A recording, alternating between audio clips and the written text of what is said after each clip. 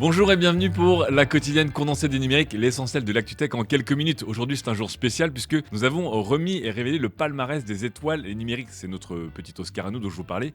Vous avez voté et nous avons donné les gagnants ce matin dans le live. Et aujourd'hui vous pouvez les retrouver évidemment sur le site. On vous mettra un petit lien juste sous la vidéo. Que ce soit le casque, le Sony WF-1000X Mark IV, que ce soit la Tesla Model Y, que ce soit l'Apple MacBook Air, la version M1 bien sûr, le Sony Alpha 1, le Canyon Neuron On 8 par exemple, la fameuse télé LG 65 pouces, ce sont les gagnants, les meilleurs produits 2021. Je vous invite évidemment à aller voir le palmarès complet sur notre site internet. Avant d'attaquer le reste de l'actualité, je vous donne aussi une petite actualité sur le site. On vient de lancer le chiffre du jour sur les numériques. Ça nous permet de décrypter, déchiffrer un petit chiffre, que ce soit des sommes, des statistiques, des taux d'adoption, des baisses, des hausses. Tous les jours, on aura un petit chiffre décrypté. J'espère que ça vous fera très plaisir.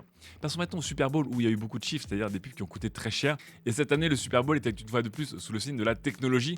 Pourquoi ? Les voitures électriques et les crypto-monnaies ont pris absolument tous les spots. Évidemment, la moitié des stades et des équipes de football et de e-sport sont désormais sponsorisés par des plateformes d'échange de crypto-monnaies.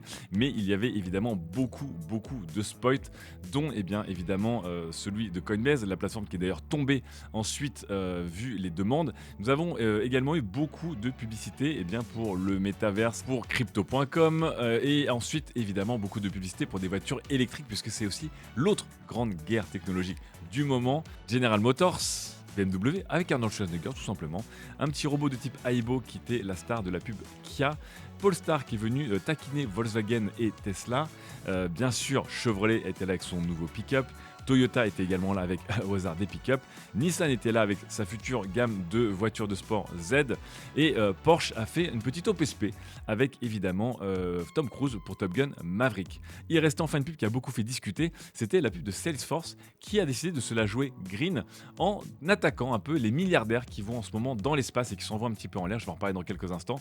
Et Matthew McConaughey a expliqué que la nouvelle frontière ce n'est pas l'espace, c'est la Terre, il faut s'en occuper. Ce qui est plutôt drôle puisque Salesforce sont eux-mêmes des investisseurs de SpaceX, comme quoi, puisque je vous rappelle que Mark Benioff, le patron milliardaire de Salesforce, est un gros investisseur de SpaceX.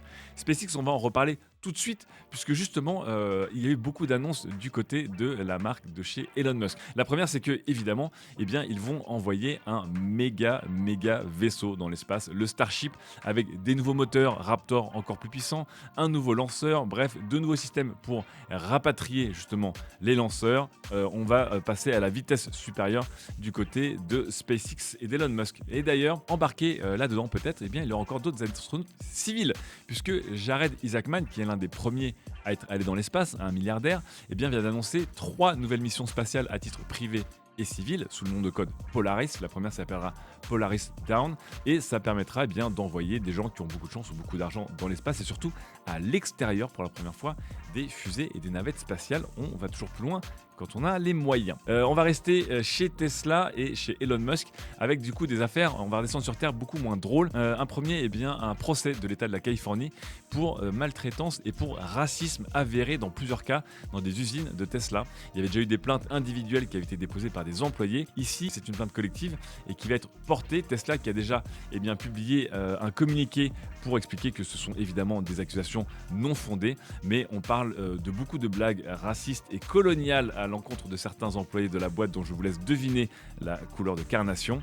Ce n'est pas fini et on va aller maintenant du côté de chez Neuralink, l'autre start-up d'Elon Musk. Neuralink est accusé de travailler avec une université qui est dans la maltraitance animale. Plusieurs, voire une majorité des singes cobayes utilisés par Neuralink, je vous rappelle ce sont des systèmes d'interfaçage où on branche une puce sur votre cerveau globalement, seraient morts ou se seraient auto-mutilés sans qu'on en sache plus. Neuralink a décidé de couper les ponts, mais évidemment, encore une fois, ça n'arrangera pas la réputation d'Elon Musk et de ses entreprises. On va passer maintenant aux voitures et pas aux Tesla. Pour une fois, on va passer à des voitures un petit peu folles avec une Batmobile et une Batmobile électrique. Vous savez, la légendaire Tumbler du Dark Knight, un jeune ingénieur de 23 ans l'avait recréé pour le fun et Nguyen Dak Chung s'est associé avec la marque Vandaril pour proposer la même Tumbler en version électrique. Alors je ne sais pas si tout ça est 100% légal ou pas, mais si vous avez les moyens, vous pouvez demander un petit devis pour vous payer cette voiture qui, évidemment, vu qu'elle ne fait plus de bruit, sera extrêmement discrète dans les rues. Deuxième Batmobile qui a fait beaucoup discuter ces derniers jours, c'est pas la Batmobile, c'est la Ye-Mobile. Je vous rappelle que Kanye West, qui s'appelle désormais Ye, officiellement, eh bien c'est offert une petite voiture qui ressemble fortement à une Batmobile. En fait, lorsqu'on regarde un peu sous le capot noir mat de cette très jolie voiture, on retrouve une BAC mono. Ce sont des voitures déjà très connues et extrêmement drôles. Kanye West s'est contenté juste de les rebadger en très noir. Voilà, j'espère qu'il ne se baladera pas trop avec un costume moulant pour essayer de rendre justice dans la ville. Hein, s'il te plaît, Kanye West. On enchaîne avec Samsung et l'imbroglio autour des S22 et des S22 Plus. Est-ce que ces derniers qui ont été annoncés la semaine dernière en grande pompe ont un écran LTPO? Je vous rappelle qu'un écran LTPO, c'est un écran qui vous permet de passer de manière dynamique, voire intelligente, entre 120 et 10 Hz. Vous gagnez de l'autonomie, vous gagnez du confort, etc., etc. Sur les fiches techniques du site de Samsung, à la base, il y avait la spécification que les écrans du S22 et S22 Plus d'aller de 10 à 120 Hz et que l'écran, lui, du S22 Ultra, je vous rappelle, va de 1 à 120 Hz. C'est un écran LTPO 2. Problème, on s'est rendu compte que ce n'étaient pas des écrans LTPO, mais c'était des écrans qui théoriquement pouvaient descendre pour le S22 et le S22 Plus à 10 Hz, mais avec des problèmes de scintillement. Ross Young, le spécialiste des écrans, nous avait un peu prévenu là-dessus, et du coup, ces écrans sont plutôt limités de manière stable à 48 Hz, et donc iront de 48 à 120 Hz, comme les Galaxy S21 et S21 Plus qui avaient aussi un peu entretenu l'imbroglio. Et donc mauvaise nouvelle, sachant, je vous rappelle que les batteries de ces téléphones, notamment le Galaxy S22, sont plus petites que celles du S21. On verra du coup pour l'autonomie, mais pas très clair. En attendant, Samsung en catimini a corrigé les spécifications de leur écran. Je vous rappelle que nous, on attaquera les tests dès qu'on recevra ces téléphones. On termine enfin avec une carte graphique. Je ne sais pas si vous vous souvenez de la Force RTX 3090 Ti. Vous vous en souvenez? Peut-être pas. Pourquoi? Parce qu'elle a été annoncée au CES de Las Vegas et que depuis, on n'a pas de news et que depuis, Nvidia ne veut pas donner de nouvelles de cette carte qu'on annonce à facilement $2000. Bon, c'est pas grave parce que de toute façon, $2000 prix officiel en ce moment en langage carte graphique, ça fait $4000 pour vous. Nvidia refuse de parler de cette carte. Est-ce que c'était juste un épouvantail pour voler un peu la vedette à AMD ou à Intel ou à d'autres concurrents, ou est-ce que c'est une carte qui existera vraiment un jour? Est-ce qu'un jour on arrivera à mettre les mains dessus? Est-ce qu'un jour on aura même les moyens de se l'acheter à prix normal? Beaucoup de questions pour vous dire que globalement vous ne toucherez jamais à cette carte graphique. Je suis vraiment désolé pour vous. On termine avec deux dernières news et Sony qui annonce qui aurait deux écouteurs qui auraient fuité.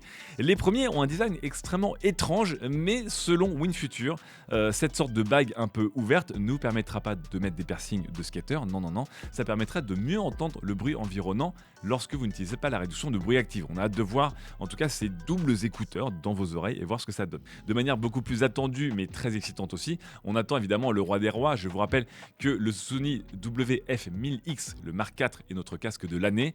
Est-ce que le Mark V sera notre casque de l'année 2022? On ne sait pas, mais Sony vient de montrer des brevets et ça va être réglé comme une horloge évidemment, d'un casque qui aurait notamment la charge rapide, ce qui serait plutôt bienvenu. On n'en sait pas plus sur le design, mais on imagine que ce dernier, très réussi et très iconique, ne devrait pas trop changer. On termine enfin avec un peu de politique et peut-être la faute de mauvais goût de la part de deux partis, La République En Marche et Europe Écologie Les Verts, qui ont tenté le coup de pub en allant vous draguer sur Tinder. Oui, tout à fait, sur Tinder. Lorsque vous alliez, notamment sur certains profils, vous tombiez sur le candidat, évidemment, Yannick Jadot, et vous pouviez le matcher en vous expliquant que, on vous a dragué pendant 5 ans, on vous a dit des mensonges, venez swiper à droite pour le bon candidat. Extrêmement subtil de la part d'Europe Écologie Les Verts, et c'était pas beaucoup mieux du côté de La République En Marche, qui a réutilisé aussi ce langage Tinder et la Saint-Valentin, évidemment, pour venir matcher avec vous comme des gros forceurs. Comme quoi, voilà. Le truc, c'est que Tinder n'était pas du tout content de cette opération. Tinder a éjecté les faux profils et La République En Marche s'est un peu excusée, là où Europe Écologie Les Verts a dit on ne s'excuse pas, ça fait partie de la communication politique. Vous me direz dans les commentaires, dans la bienveillance la plus totale, ce que vous en pensez. On se retrouve dès demain pour un nouvel épisode et demain 11h30 pour un live avec Nodus de Gamecult. On parlera pas mal de gaming. Ciao.